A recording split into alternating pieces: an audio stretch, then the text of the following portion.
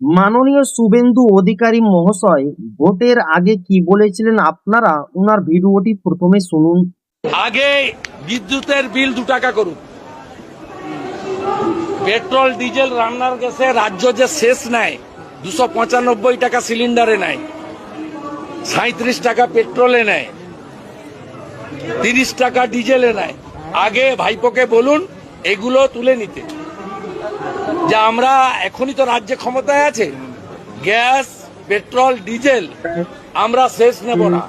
তো শুভেন্দু অধিকারী মহাশয় বলেছিলেন বিদ্যুতের বিল 2 টাকা করতে এবং গ্যাসের কিছু পয়সা কমানোর জন্য, কিন্তু বিজেপি সরকার রাজ্যে আসার পর থেকে নিয়ে এই বিষয়ে শুভেন্দু অধিকারী মহাশয় কোনো কথা বলছেন না।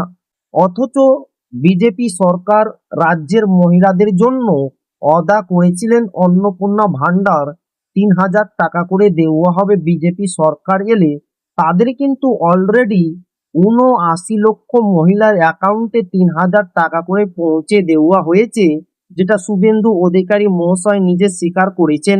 কিন্তু যে 2 টাকা ইলেকট্রিক বিল এবং গ্যাসের যে দাম কমানোর কথা আপনি আগে বলেছিলেন, এই বিষয়ে আপনি কখন ভাবনা চিন্তা করছেন অবশ্যই কিন্তু রাজ্যবাসীকে জানাবেন।